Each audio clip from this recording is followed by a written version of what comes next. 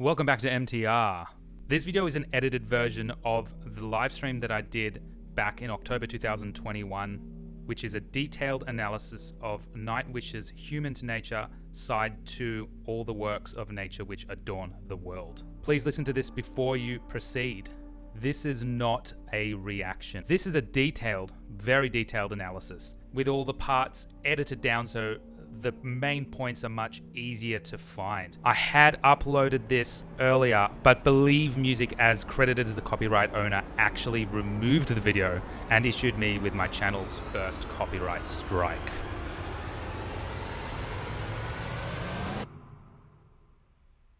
It was actually really disheartening because it wasn't a reaction. What you're about to see is an even further edited down with a lot of the copyright content removed.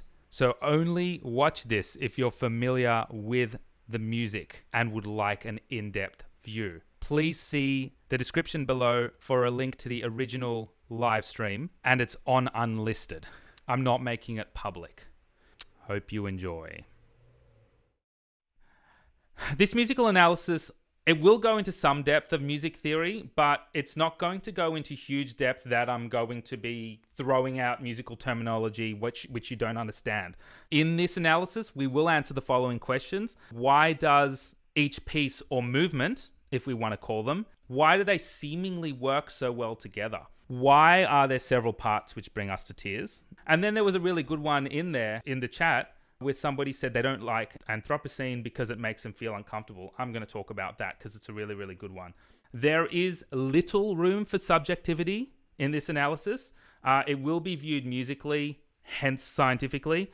Any subjectivity will be speculation. So we can say it makes us feel a certain thing, but that's not a fact. It's subjective. But in my analysis, I'm going to be as objective as I can. Also, I like being wrong. I love being wrong. If I say something which you disagree with, jump in.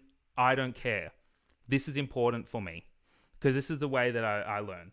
I will use words like musical theme or idea or possibly motif. These are just small musical fragments which the composer uses several times in different ways. Vista. This is one of my favorite ones. Vista actually has two different themes. The one which is beautiful theme played by the cello in the low register, and a theme which is first introduced with vocals. Spoiler alert, both of them return later on in another movement. If you think it was just one of them, no, it's both of them. There is a pleasure in the pathless woods. There is a rapture on the lonely shore. I love not man the less, but nature more. I love that.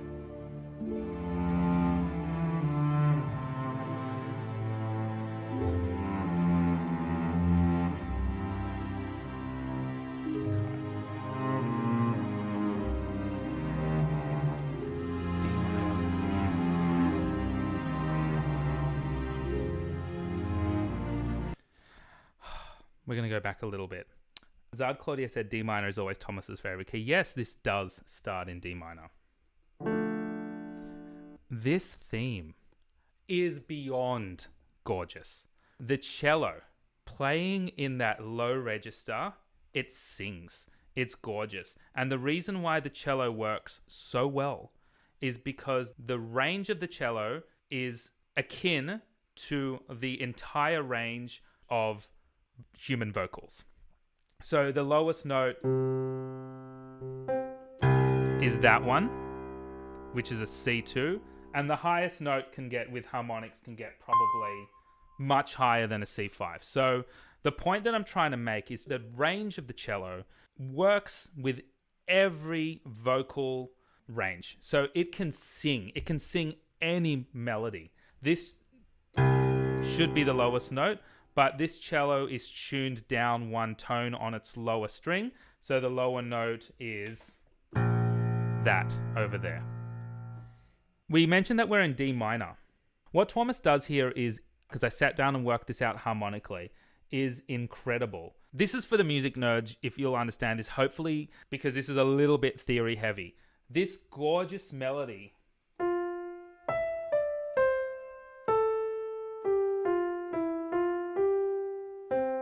It's absolutely beautiful. I'm playing it higher than what it is. We feel like there's a key change, but Thomas actually incorporates the key change so beautifully in that he changes it back to D minor later on, and that feels like the key change. So what I'm trying to say is we start in D minor. He actually very easily goes into another key, which I've noted as, I believe, C minor, and then goes back into D minor. But when he goes back into D minor, that's what feels like the key change.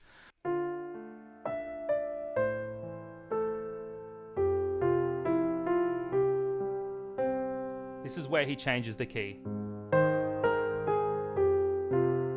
Sorry, bad notes.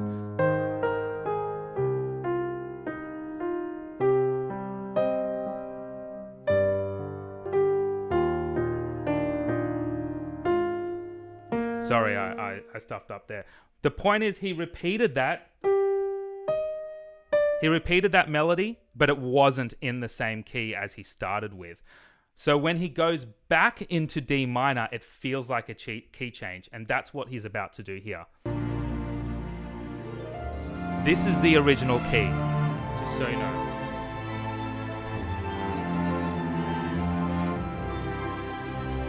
Take a listen. This is not the same key now. It sounds like it is, but it's not. It's done so well. Here's the next theme that we spoke about. So that was theme 1. This is the second theme.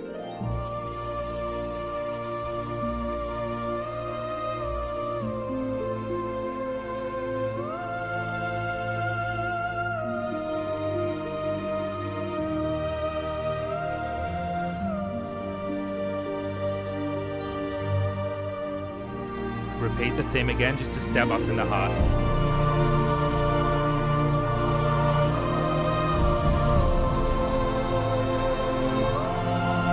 And he's doubling up with the cello.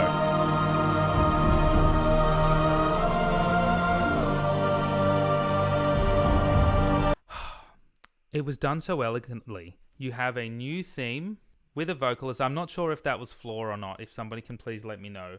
And what do you do to really just make us love it more? Repeat the theme, grab the cello, and play exactly what the vocalist is playing 2 octaves down. This cello is so important, and it makes appearances many times. I find it really amazing how Thomas in this can transition from one to the next and not make it feel like it's completely blowing us into a different direction and feeling uncomfortable. The Blue versus Vista, they are very different. We can understand that. But what Thomas does usually is he so gradually introduces instruments and introduces rhythmic ideas so that they don't feel sudden. Take the Blue, for instance. We know that this is completely different in character. However, there's something very, very sly Thomas does at the end of this, which gets us ready for the Blue. And that is using the orchestral bass drum as a rhythmic drive at the end of this movement. That gets us ready for what we're about to hear in the Blue. It really just eases us in without even knowing. Okay, ready? That's the orchestral bass.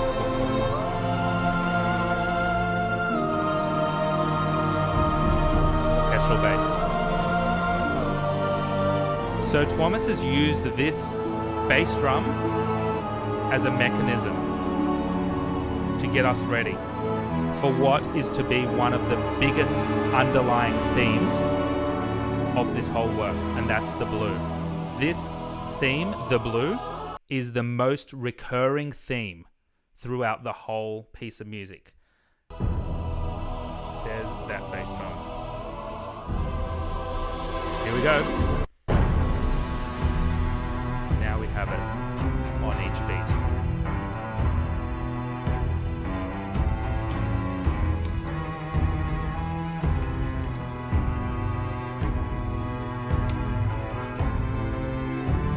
Using the theme of the fact that he's got an instrument and taken it, the same instrument, to do a new melody, this is already giving us a feel of familiarity. He hasn't chosen a different instrument. And I've got a good question here from Sound Ocean. The vocal melody and transition into the blue feels disharmonic, almost creepy. Why? It's the harmonies that are being used are not dissonant. So dissonant means playing several pitches which are close to each other. So this would be dissonant. But the chords that they're using are not dissonant. However, it feels like it is because it's moving away from the home key that it was in to this new key, which the blue is in. But really what we have here is that driving force of the bass drum, and all you have for this is that melody.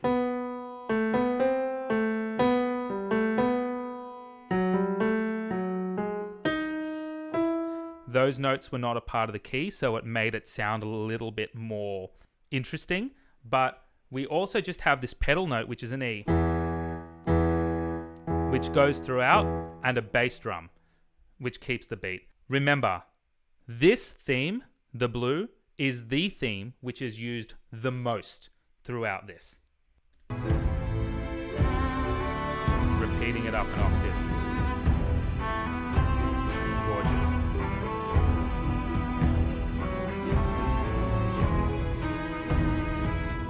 Now, unlike Vista, the blue does not have two contrasting themes. Vista had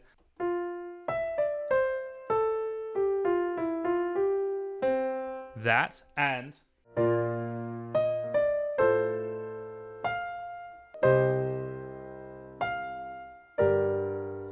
Vista had two contrasting themes. The blue doesn't. And the blue doesn't because Thomas brings it back so much that he needs to drill it into our head. So it's this melody going in different instruments, and he uses these instruments to build in texture. He's now moved the melody into vocals.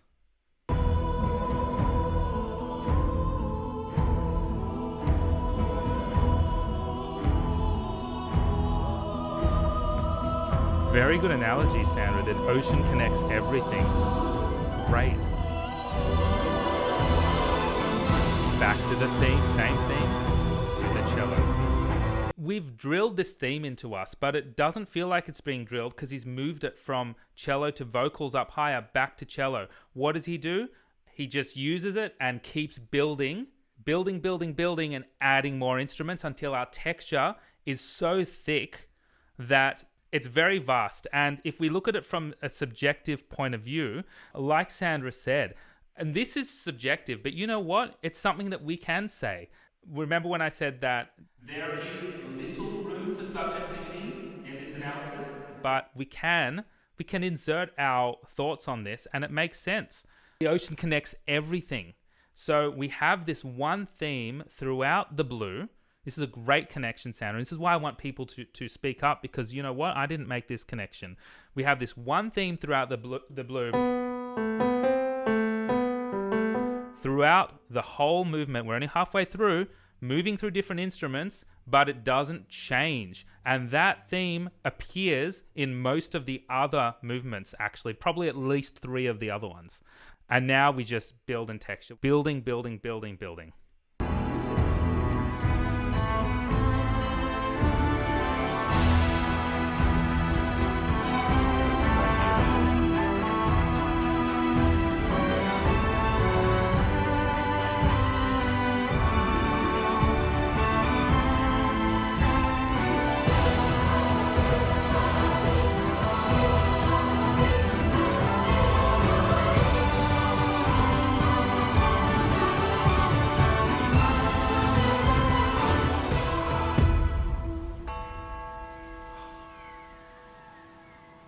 Those seagull sounds and the ocean sounds, which we don't really hear again later on. Sandra also mentioned that uplift, and that uplift was actually that beautiful part. It was in the melody, but also this is the first time Thomas actually changed the chord. Remember I said it was based on a pedal note.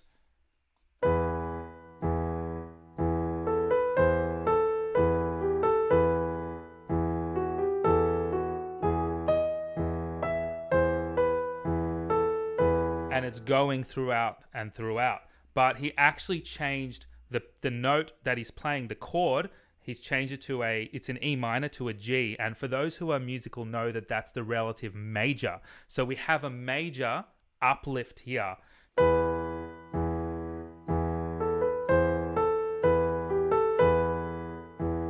And then...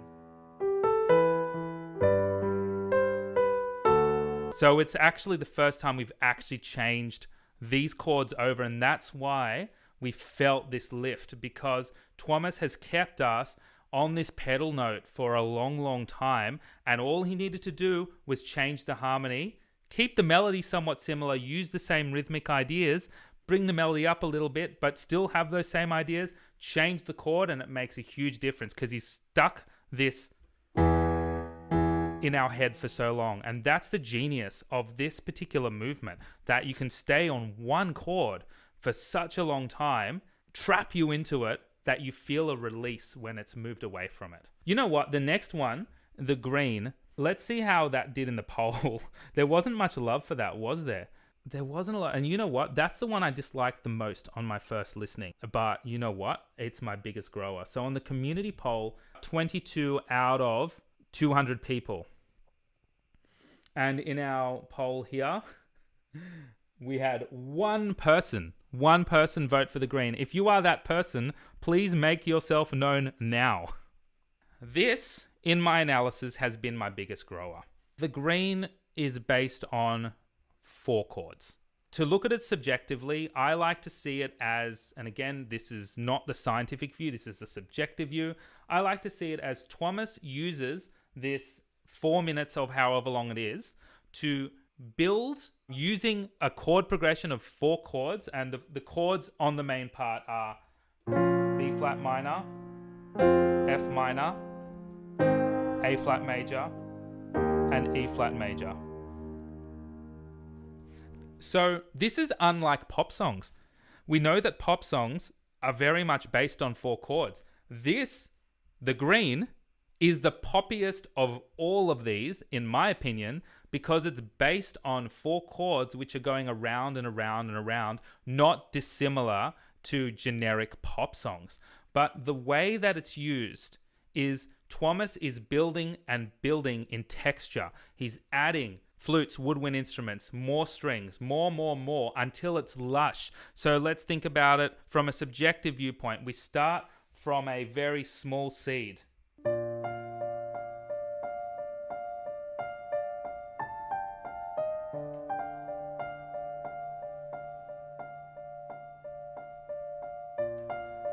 And it grows from there until we have a lush forest even.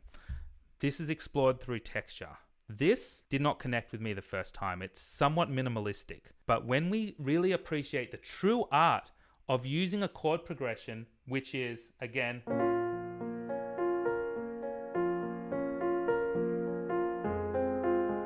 I'm just playing the chords.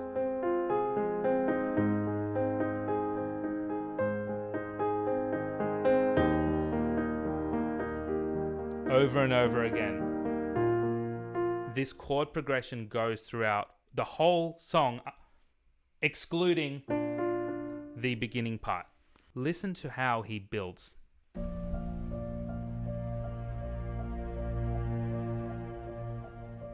This theme here, it's not used much. It's really used as an introduction and a coda at the end. But the biggest, as I said, is that chord progression coming in now.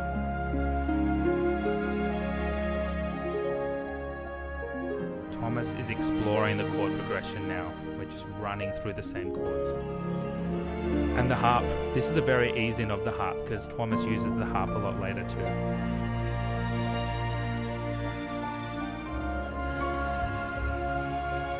He's building. Using the low strings as pizzicato to get a percussive feel. No percussion instruments. He's introduced the piano here for the first time, and he's also brought in a harp, and they're both using strings. Now, piano we know has a hammer to the strings, but their tone color can be somewhat synonymous with each other. So using both of them here is really a good tactic to introduce both the harp and the piano, which we will hear later on extensively in the later movements.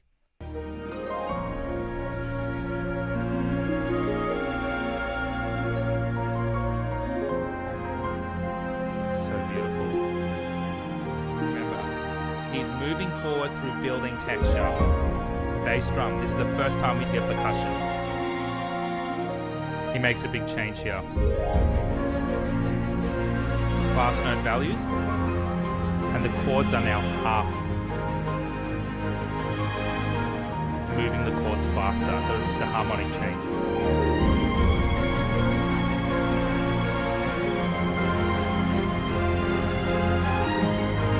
All based on 4 chords.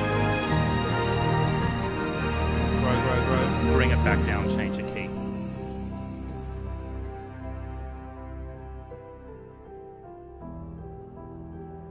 He's ended off in a key, E minor, and he's ended off in E minor because Moors, the next one, is in E minor, so it's a great transition. I think there was a lot of love for this one, and I think I know why. The Aeolian pipes in these are used. They are used in Moors, but they are not used again.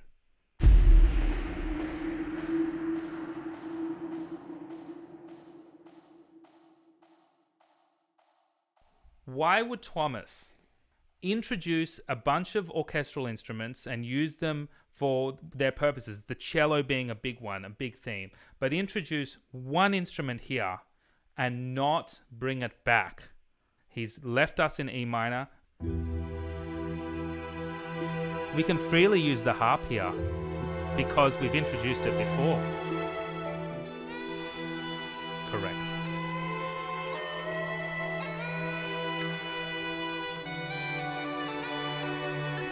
He really is amazing at playing it, Page Monster, you're right. He really brings it.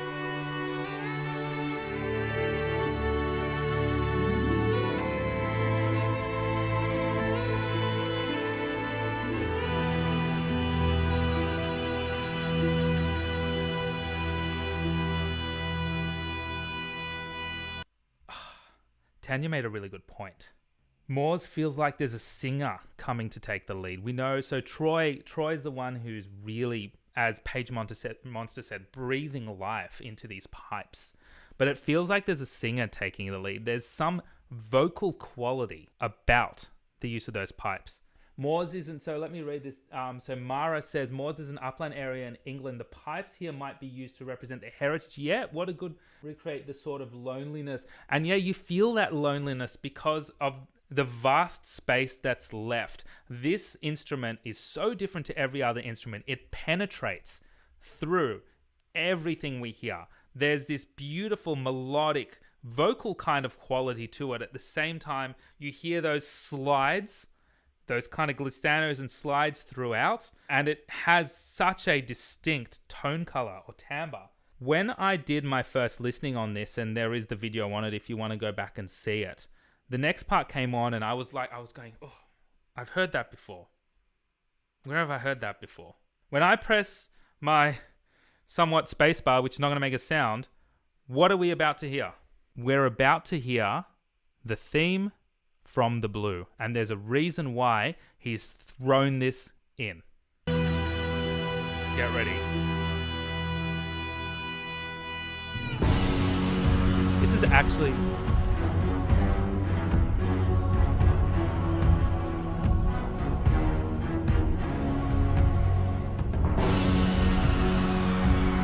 beautiful, high strings, chromatic,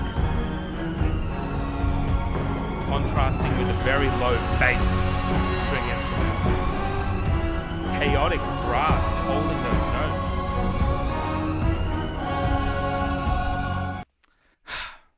He's thrown this in for a reason.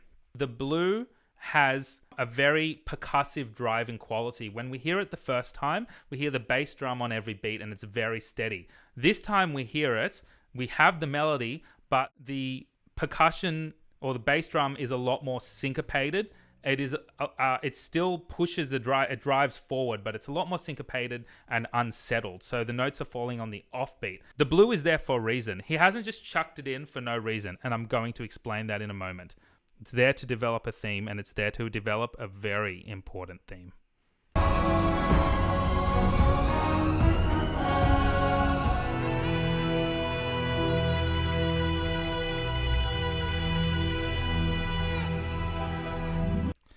Here is the reason why we've introduced the blue randomly in the middle of it. We have now this reference point of that syncopated bass. You're about to hear that same syncopated bass. What you're also about to hear is the theme that brings us to tears at the end. The first time we hear the Ad Astra theme. What if I told you that the Ad Astra theme is actually loosely rhythmically based off the blue theme? So in the blue theme, the rhythm is. The Ad Astra theme is.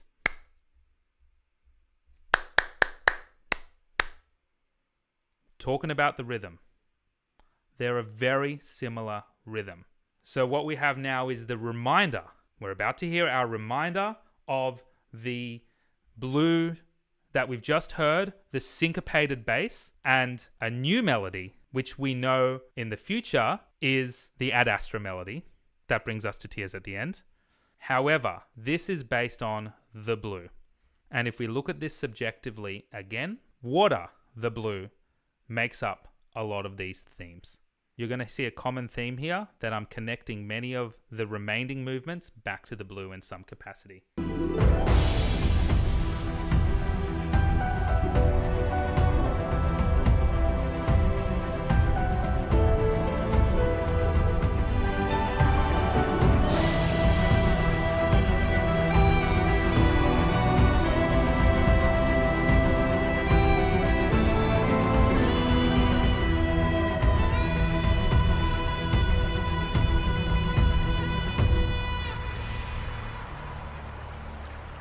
Please leave a comment right now. Tell me whether that's the first time you realized that that was the Ad Astra theme, but I think most of you did know that already, that we've used that. However, I hope you realize that that theme is rhythmically directly from the blue. Not just that, the purpose of putting the blue in the middle after the Aeolian pipe plays that new melody is to get us used to hearing that syncopated bass drum line, which comes back here. Now we're moving into, is it Aurora? I listened to this and I thought there's something about this which is similar to what we just heard. This is a very interesting one. Let's hear it. This did not come out of nowhere. There's something going on here.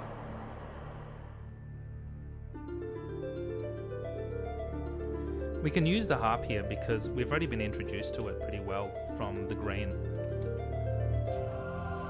This is new. This is new theme completely.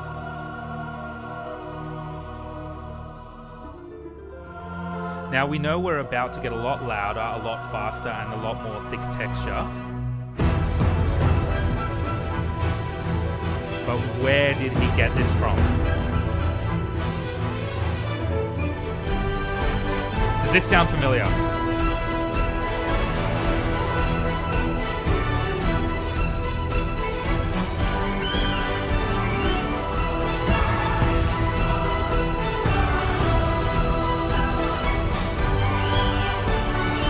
Now this one didn't get much love, I think, with the polls. Aurora, right down there. Hopefully I can change your mind on this a little bit. It's not one of my favorites, I gotta say. Same thing here. We didn't really get much. We got 4 people vote for it. Let me make a connection. What we've just heard before this was Moors, and we were introduced to...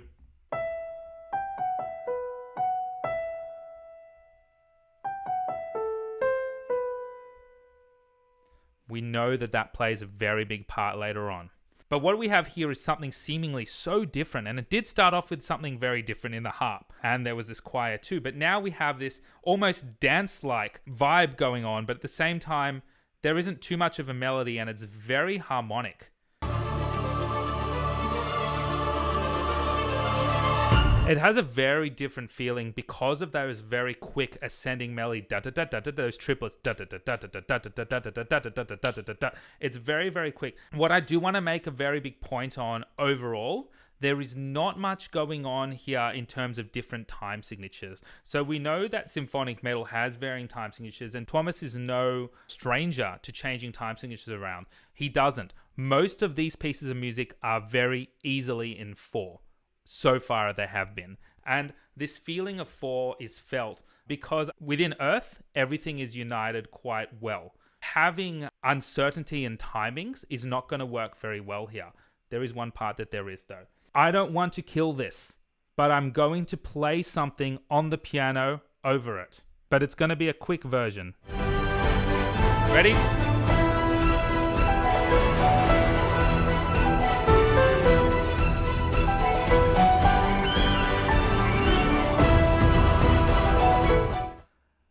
He is directly using the same chords for Ad Astra, but he's speeding it up double time, so I had to play it a lot faster. This is how Thomas incorporates themes which we're going to hear later on, which bring us to tears, and themes which can help us make connections between all of them. Does this start off in D minor? Yes, it does. So D minor apparently is Thomas's favorite key. Vista starts off in D minor. This is so beautiful. It's just these piano chords.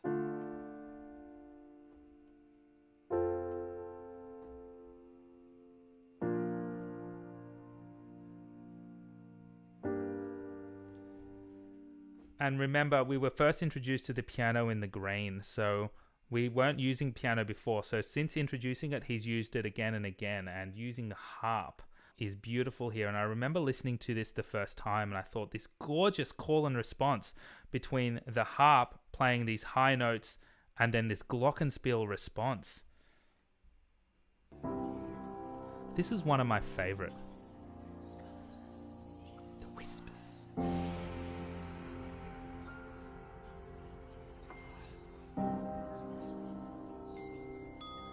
Call and response. I hope you're listening to this with headphones. Just one to the next. Those whispers are such a mind-blowing addition. Like, who thinks of that? That you think vocals, but they're vocals and they give this gorgeous tone color. And the way that they're using the panning from left to right, the use of the glockenspiel and the harp in those high notes feel like ice, or they feel like they give this really kind of cold feel. Remember, we're in the same key as Vista. This is seemingly new, isn't it? We're just working through a chord progression here in D minor. Major chord there. That was a different one.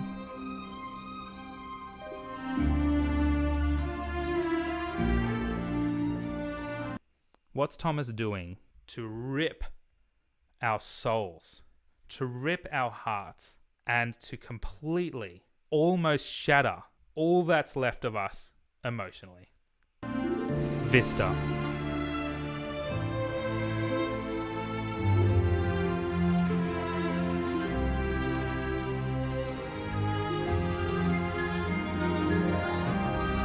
I remember about a month ago I was driving and I had this on and I was literally in tears listening to this behind the wheel. The way that he reprises the theme from Vista is absolutely astonishingly beautiful. It's done through the use of tone colors. He's using the different sounding instruments, combining them in a way which works together really well, and taking a melody which we were familiar with from the beginning, from the cello, and putting them into the high strings. Unchanged harmonically, everything is the same in terms of the chords here. This is the last time we hear that theme from Vista. Remember I said that there were two themes in Vista? There's this one, and then there was the second one. The second one does come back, but I believe we have Anthropocene next. This one was confusing. This one was what's going on in this. It starts with strings playing tremolo in their chords. I can tell you now that this is harmony reminiscent of the blue. It's actually harmony from the blue. I want to see if you can pick up the melody from the blue in this. So think the high woodwind instruments. This is the end of Quiet as the Snow, which was the same as Vista.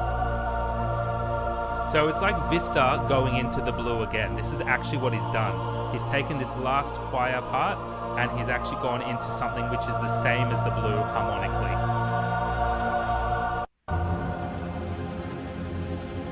Think the melody for the blue.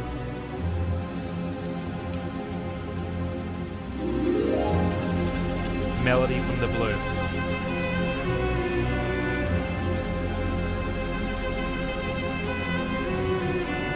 Sorry, it's a violin. This is huge, and we have some great comments here, and please comment, because I love seeing this. Mara, you've hit it right on the head here. Anthropocene represents very well the chaos humans brought to this beautiful planet. Who was the one who said they had problems with Anthropocene and being unsettling? Remember when I was talking about timing and time signatures, and within this beautiful, extensive piece of music, Thomas maintains a very easy 4 time signature here. Now that we're listening to it, I have a guess that it makes me uncomfortable with the intro in this part. The strings in the background kind of sound like a swarm of wasps. That's the tremolo effect that we have there. This is the blue, and it's still settling from a time signature perspective. I stopped it where I stopped it because we know now that we're about to bring in the woodwind instruments. We're about to bring in percussion. Is the percussive sound the back of the bows hit on the violin strings? I'm not sure. This is where we get unsettled. We're about to listen to a riff or an ostinato. An ostinato is a repeated pattern. We're about to listen to an ostinato which has no definite beat 1. It's actually very hard to feel a pulse in this. You can count, but it's very hard to feel a pulse. If we're going to look at this subjectively, we're on the Anthropocene, and we know that the Anthropocene is a theoretical geological stage that we're going through at the moment, where humans have had main advancements and humans are the leaders of the world, if that makes sense. So what we have here subjectively now are the themes from the blue integrated humans in a very small way. And this is in direct conflict with the blue. The blue is water. The blue unites everything and has united the world for a long time. Now the humans are here. Now the humans are destroying it. What we hear is this ostinato, which is representative of the humans. And then we hear the melody played on the cello, the direct melody from the blue. And that melody is timing-wise in conflict with the ostinato, which is meant to represent the humans. They actually sound like there are 2 different time signatures going on at the same time. It's unsettling. Count if you want. You will not be able to find a beat 1. Humans versus the earth. Earth represented by ocean and the blue. We're going to hear that melody very strongly in the cello, contrasting to an ostinato, which is going throughout the repeated rhythmic pattern where we cannot feel beat 1. Cello's back, direct conflict.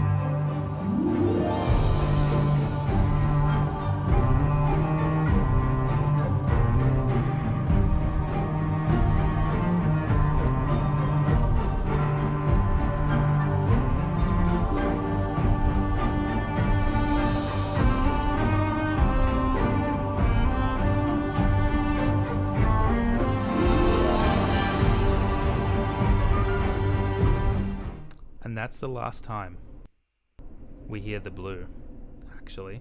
Let's not forget that the theme for Ad Astra is based on the theme from the blue rhythmically. So we have this commonality between all these pieces, except for the green. The green actually doesn't involve anything from the blue. But starting from the blue, we have the blue influencing pretty much every piece, possibly not quite as Snow. That's influenced by Vista, but everything else, the blue has influenced thematically, rhythmically, harmonically, and melodically. Remember I said that Vista had two themes. The first theme, which we know was played by that cello. The second theme, which was by the vocalist. I'm going to quickly go back and listen to that. So this is the theme, the second theme from Vista.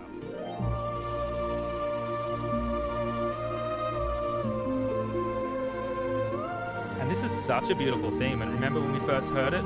We're hearing it again, and he brings it back. He brings it back here in Vista with the cello playing with it. Take a listen. It's absolutely beautiful. It's down underneath. And remember, these bass drums were set up for the blue. So this is this theme.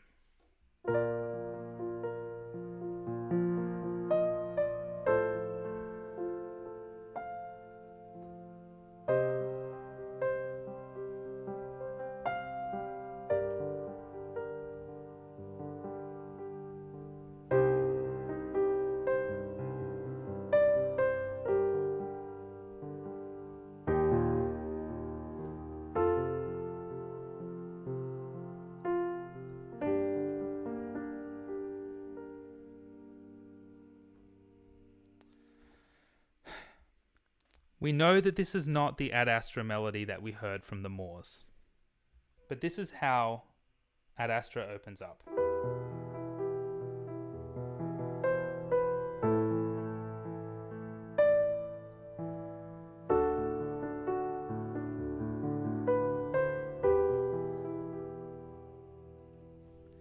Sound familiar? That is our last hint at Vista. But how beautifully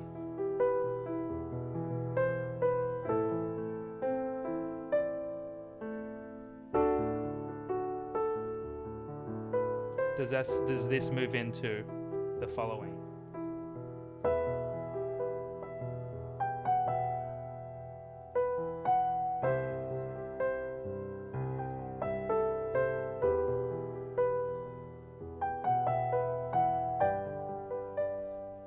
So we can see where we've gotten this from. We can see the transition.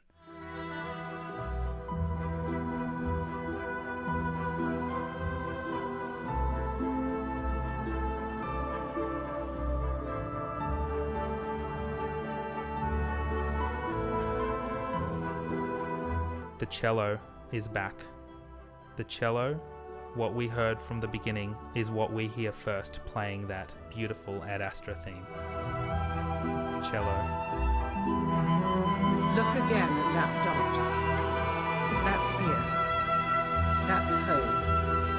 That's us. On it, everyone you love. We're about to hear Floor's vocals. Remember I said there's a reason why they brought in the Aeolian pipes back in the fourth movement. And the reason is that it has a very distinct tone color. The first time we hear this theme is by the piano, and the second time it's doubled by these pipes.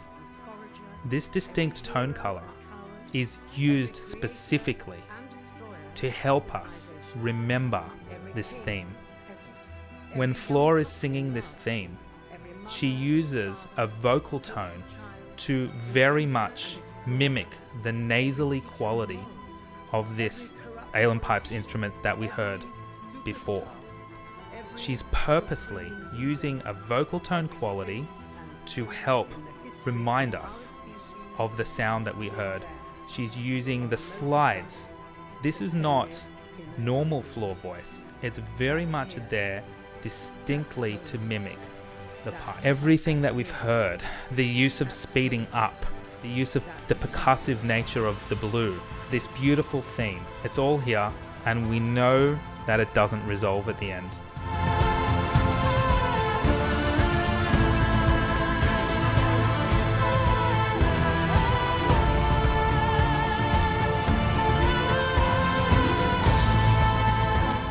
As I said, it's no accident that the only time we hear such a unique instrument in the Moors is to introduce us to this theme. And when we hear Floor singing it, this is meant to take us back. It's meant to take us back to this theme. It's meant to represent the tone color or timbre, these words are used synonymously, of the Aeolian pipes that we heard. We do only have humans in a very small capacity introduced in this through Anthropocene, and of course Floor. Floor represents humans here, and we know that she represents humans because she resolves and she stops on the tonic key and the melody towards the end, but the instrumental keeps going, and the instrumental does not resolve as we would expect it on an A minor chord. It doesn't resolve at all, and it keeps going and going and going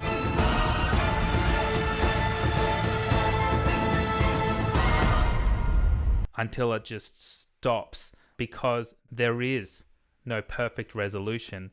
Humans will be gone well before the Earth is gone. We can't see a resolution, therefore we can't write a resolution. Thomas cannot end this on a tonic chord because that is a feeling of home. We don't know how the world's going to end, so we can't convey that musically, and he conveys it musically so perfectly by keeping it open-ended. Hearing it for the first time was great, but hearing it for the second time was better, and hearing it for the third time was even better, and hearing it each time, it doesn't get old. And what I've hoped to do within this is to show you the small little bits of compositional genius that Thomas has included here to give us hints from the past movements that we have heard to unite this as one. I prepared this. I've made some notes, but I wasn't really going on script, because the great thing about doing this is when I hear something, it'll trigger it in my mind to talk about it. But I do want to always preface everything that I say. So there was preparation. This wasn't a reaction. This wasn't me just sitting here and listening to it. Everything was prepared. I had to practice playing that stuff. That was all done by ear. And it was easily done by ear because these themes are very simple. The melodic and harmonic themes are so basic at their core, and how Thomas can take something so basic and expand it to something so beautiful. There's just so much going on in this, and I'm hoping that when you listen to this again tomorrow or whenever you do, you can listen to it with this newfound appreciation, because that was my goal here. Please always comment on my videos. I actually see every single comment. I know sometimes I don't reply, but I always see every single comment, and I really do appreciate it. Thank you. Take care. 3:20 a.m. for me. Maybe I'll go to sleep. Maybe I'll not. See you later. Until next time.